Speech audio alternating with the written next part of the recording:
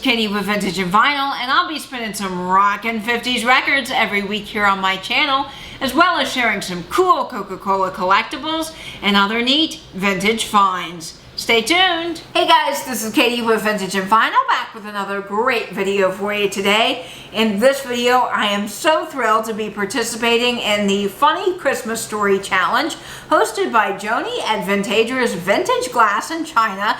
I think this is a wonderful idea, Joni. We have had such a tough year, and it is going to be so fun to get people laughing with these stories. So I hope you all will check out the playlist down below, get your wonderful cup of hot chocolate or eggnog, kick back and get ready for some laughs. There's a lot of great other content creators involved in this challenge, and they would love it if you would watch their videos. Make sure to hit that thumbs up button and leave a fantastic comment down below for them. I can't wait to hear some of the other stories. I bet they are going to be hilarious. So thank you, Joni, for hosting this. And of course, if you are not subscribed to Joni at Vintagerous Vintage Glass in China, please do. She is a wonderful Canadian reseller. She has great live sales on her channel, as well as other fun content, and she is just a delight to watch. So please go subscribe to Joni.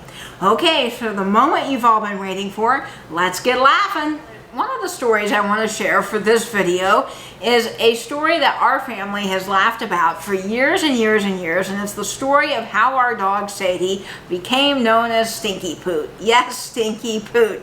So our family would go to the Christmas tree farm the day after Thanksgiving to pick out our family Christmas tree every year. My dad, my stepmom, my brother, and I would all pile in the car with our Welsh Springer Spaniel Sadie, and we would head up to the Virginia mountains to pick out our Christmas tree. We loved going to this farm. It was so much fun, and we could always let our dog Sadie off leash. She was very well trained, and all Dad had to do was whistle and she'd come back running. And so we would walk around the Christmas tree farm picking out our tree, talking about whether the tree was too small or too tall or was just right or had enough space for the ornaments, while Sadie would run around, and it was never a problem. Well, we finally had picked out our perfect Christmas tree. We had put the dog leash on the tree like we always did, so we'd remember which one we liked, and we set out to go find Sadie and get her ready to go so we could go home with our beautiful Christmas tree. So my dad called Sadie, and she came running like she had just been having the best time in the world. And my dad and my brother and my stepmom and I started to notice something very peculiar when she got closer and closer, because there was a stench that followed her, and we could all smell it. So Sadie came up running all happy like she had just had the best day in the world, covered in water. She was the stinkiest dog, not only water but also mud, and we could not figure out what in the world this was. It just smelled so bad. So my dad realized that we can't put Sadie in the car smelling like this with, of course, deer poop and mud and all the other stuff that was in these giant mud water pits that had been forming around the Christmas tree farm. So he actually rolled up his jeans and went into the nearby creek, which was freezing cold, and tried to wash Sadie off. And my dad was so funny because he was really upset with our dog. He couldn't get her to stay in the creek. He was having all kinds of trouble washing her off, and my brother and I were just dying laughing at the whole situation. And of course, we had to put Sadie in the car as is with the little bit of washing that was done. It still didn't help get rid of the stench.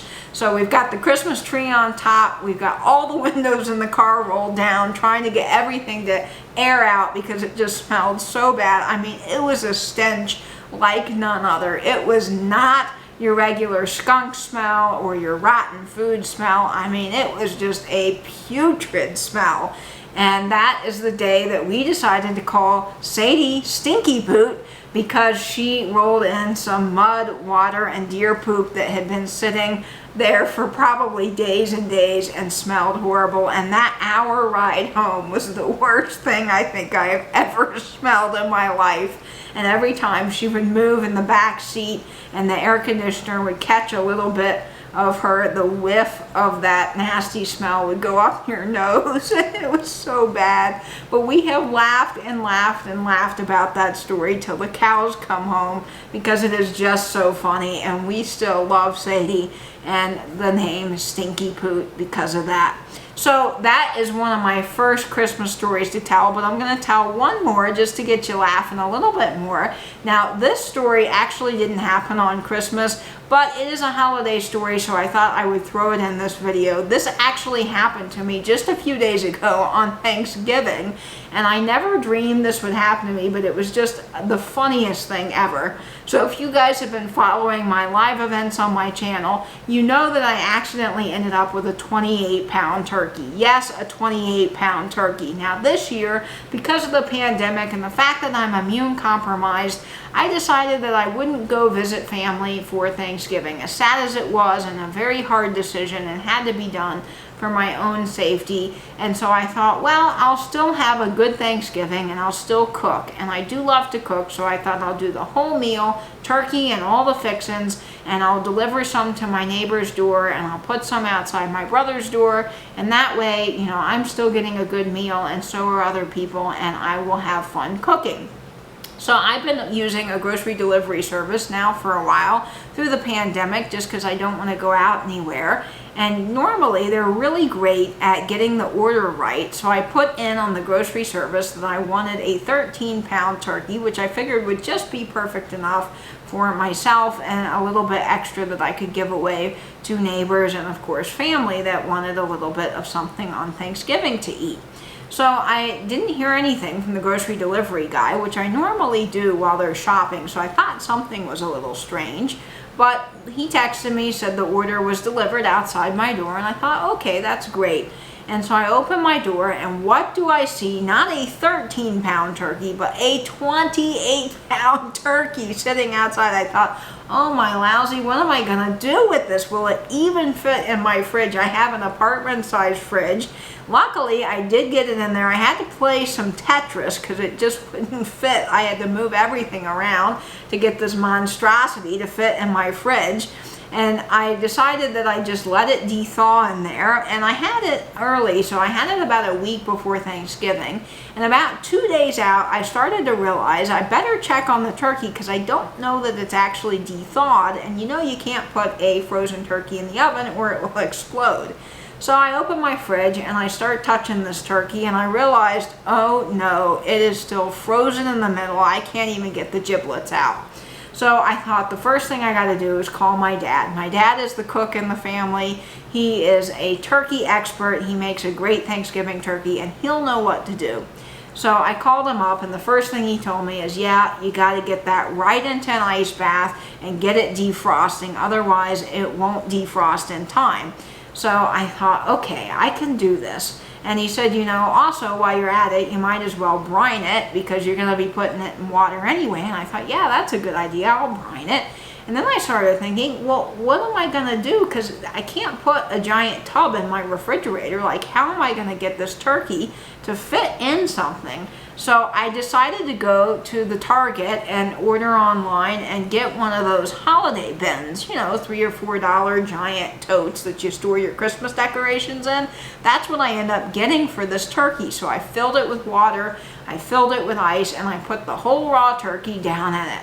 Well, actually, guys, that worked out pretty well because the turkey got a nice brine, and by Thanksgiving morning, hallelujah, praise Jesus, it was defrosted. So I cooked the whole turkey, and actually the turkey was really juicy, and I was very proud of it. It turned out extremely well. But what was really funny was afterwards, when I decided that I had to obviously start cleaning up all the dishes, I looked down and saw that bin filled with turkey liquid and ice, everything still inside of it. And I thought, okay, well, I got to figure out now what am I going to do with this. And this bin was huge. I mean, it must have been this tall and about this wide, and the thing was filled almost to the top with water. I mean, I couldn't even lift the bin, and I'm fairly good at lifting things, but I just could not lift this. And I thought, okay, well, that rules out dumping it in the sink, right? Because I can't even get it up to the sink to dump it out, and I didn't want a salmonella nightmare anyway in my sink. So I thought, well, what if I dump it off the balcony? And I thought, no, that's not good. It will land on somebody's head walking down below, and they'll be really mad at me, so I can't do that. And then I thought, well, I'll dump it in my shower. And then I thought, no, that's not going to work, because I don't have enough bleach to clean the shower. And again, I don't want to be stepping on raw turkey junk when I'm taking a nice bath. So I thought the only thing that I'm going to be able to do is actually get it outside and dump it in the bushes. So I get my dolly, I scoot it onto this giant tub, and I start to roll it out the door, and everything is going just fine. And I think, okay, good, I've got this settled, I'll take it outside, I'll dump it, everything will be fine. Well, no. The whole lid came off, and about half the water went spilling all over my apartment. Turkey juices everywhere, ice everywhere, all under the refrigerator, under the trash can, everywhere. And my dog's going nuts. And I had to get all this paper towel to try to wipe it up. I probably used a whole roll of paper towels to wipe up the turkey juice. And then I've got little, bunches of wipes with bleach in it, even though I really try not to use bleach because I am slightly allergic to it. I'm trying to wipe up the floor with my shoes, and my shoes are all covered in turkey water, and it's just so gross. And I finally get it all mopped up, but there's still some water in the bucket. So I'm like, I gotta get the rest of this outside before any more bad things happen to me. Well, as I'm going down the hall, I start to realize that people are going to be staring at me because this water is blood red, because there was a raw turkey in it, so it's blood red with turkey juices. And I get on the elevator, and this guy opens the elevator, and he sees me standing in the elevator with a tub of blood red water, and he's just staring at me like I have committed the most horrible crime in the world. He doesn't know what to think. And I then get off the elevator, and I start rolling this tub outside, and there are people just staring at me like, what in the world is going on? It was so awful. And I finally get to the edge of the parking lot, water splashing all out of the tub as I'm rolling this thing down the parking lot. There was even some in the elevator, but I didn't know what to do about that. And I get it to the edge of the parking lot, and I dump it out, and I'm like, thank goodness this thing is finally gone. And I put the tub in my trunk, and I go all the way over to the trash can, and I get rid of it. I was going to try to wash it out and reuse it for next year's, but I have learned that a giant 28-pound turkey and a giant tub filled with water is a very bad idea, because you will get salmonella all over your kitchen. Oh man, it was quite the ordeal. Boy, boy, boy. But that turkey was pretty darn good, so I have to say it was worth all the struggle with the turkey liquid just for a good, juicy Thanksgiving turkey.